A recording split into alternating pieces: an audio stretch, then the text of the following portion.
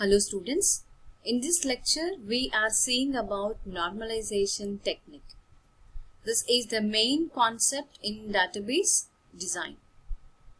Let us see what is the purpose of normalization. Normalization is a technique for producing a set of suitable relations that support the data requirements of an enterprise. It means the purpose of normalization technique is to identify suitable tables, suitable relations that support to be meet data requirements of an enterprise or organization. Like, these are the characteristics of a suitable set of relations. Include: the first one is the minimal number of attributes, that is, less number of columns or less number of field names necessary. The second one is attributes with a close logical relationship are found in the same relation. This is called as functional dependency concept that we are seeing in this same lecture. I'll explain what is it. The last third point, minimal redundancy, with each attribute represented only once, with the important exception of attributes that form all are part of foreign keys. Minimal redundancy, that means we have to minimize, reduce, controlled the redundancy. Duplication of the data should be controlled or to be minimized with each attribute, except in the case of foreign key. We know what is foreign key. Foreign key or referential integrity is a key which is used to maintain a relation between two tables. That means one common column should be there to maintain a foreign key. So except in that case, in all other cases, each attribute or each column should appear only once in the database. By that, we can reduce the data redundancy, that is duplication of data item. So these are the three characteristics of the relations required by an enterprise or organization. What are the benefits of using all these suitable relations or tables in the database? So there are two benefits. One benefit is it is easier for the user to access and maintain the data. The second one is it takes up minimal storage space on the computer. So by having three characteristics which we have seen earlier for each table, we have these two benefits. One is user can access or maintain the data easily, and we are minimizing the storage space on the computer by reducing that duplication redundant data. This is benefits. Then you are seeing how normalization supports database design with the figure. Here, normalization technique can be used at any stage. At any stage of database design, there are two main approaches for using normalization. If you observe this figure, approach 1, approach 2. So by using these two approaches, we can use this normalization technique at any stage of database design. The approach 1 shows how normalization can be used as bottom-up technique, while approach 2 shows how normalization can be used as a validation technique to check the structure of relations or tables. This approach 2 is using a top-down approach such as ER modeling. So At any stage in database design, this normalization technique can be used. Normalization technique using either at bottom up or at top down approach. The goal is the same in both the approaches, that is creating a set of well designed tables, set of well designed relations. That is the common goal for any approach. Normalization technique as a top-down approach can be used at the development of ER model, and normalization technique as a bottom-up approach can be used at any stage of database design to create set of tables. Both the approaches used data sources. In this figure, if you observe, data sources represents all the user's requirements specification to design a database. That is, data sources. What is this data sources? It tells all the user's requirements. Which determines the size and complexity of the database. And no matter what the size or complexity of the database, normalization can be usefully applied.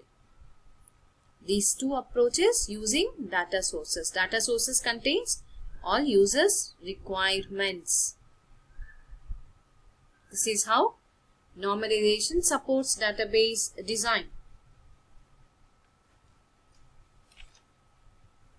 Then you are seeing data redundancy and update anomalies. The major aim of relational database design is to minimize data redundancy, that is reducing duplication of data. So by reducing the duplication of data, so we have two benefits. One is we can reduce data inconsistencies, means data incorrectness can be reduced. The second benefit is reduction in the file storage space. By removing that all redundant data, duplication of data, we can save the storage space on the computer. So these are the two benefits we are achieving by reducing this data redundancy. Now let us see the problems associated with the unwanted data redundancy by comparing the staff and branch relations. This is staff branch relations with the staff branch relation. This is one single table. These are two separate tables. The staff branch relation is an alternative table of the staff and branch relations. The relations have the form.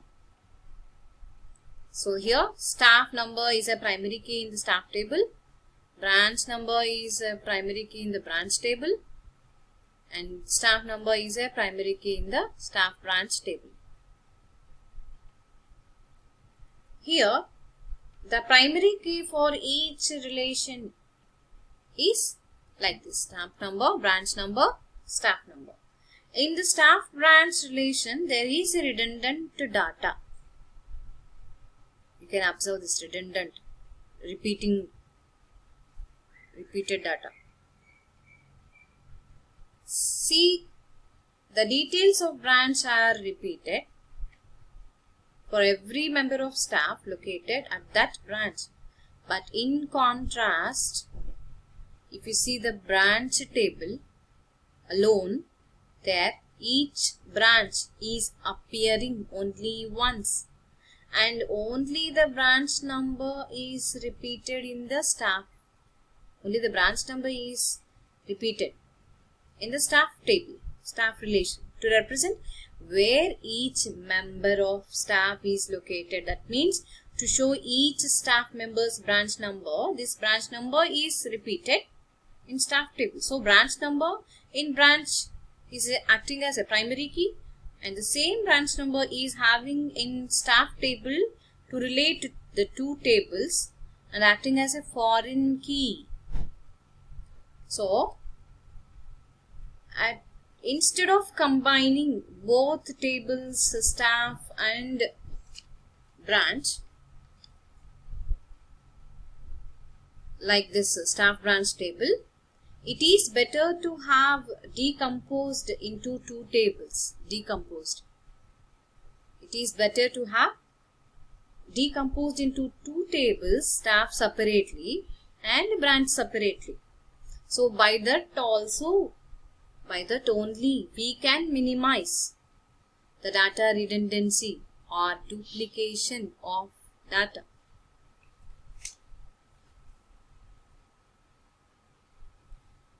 Relations that have redundant data may have problems called update anomalies.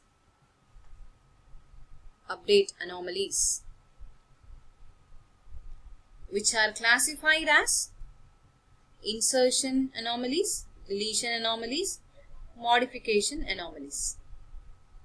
These are the three anomalies. Anomalies means problems that may face with a data redundant table. Let us see first what is insertion anomaly. There are two main types of insertion anomaly. Let us see those anomalies.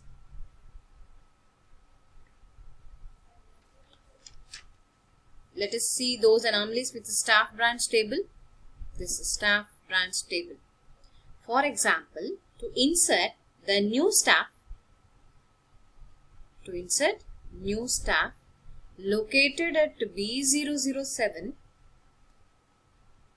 located at the branch number B007, we must enter the correct details of branch number B007 to maintain consistency or correctness of the data, and it should not reflect any problems or inconsistency in other tuples of that table.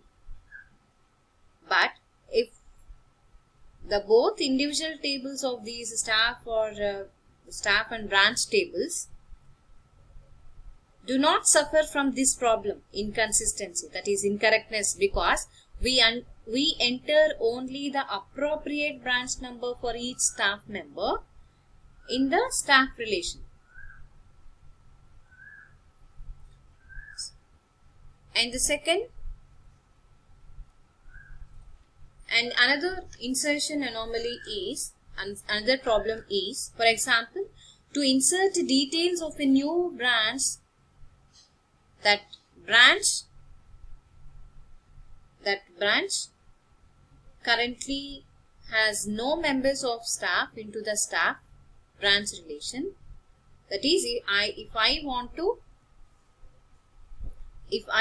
enter a branch details, without having staff details, because no staff still at that branch. So it is necessary to enter nulls into the attributes for staff, such as staff number. Okay, I want to enter a branch details without having staff details. That is, no staff still at that branch. So definitely staff number value can be null. But however, as staff number is the primary key for this table, attempting to enter null values for staff number violates entity integrity and is not allowed, because primary key value should not null. We therefore cannot enter a tuple for a new branch into the staff branch table with a null for the staff number. But we can avoid this problem in those two separate tables of a staff and branch, because branch details are entered in the branch relation separately from the staff details. The details of staff located at that branch are entered at later date, can be updated into the staff relation later. So that insertion anomalies can be avoided in these two tables.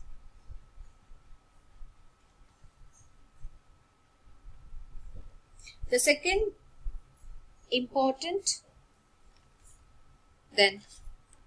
one is deletion anomalies. If we want to delete a tuple or row from the staff branch relation,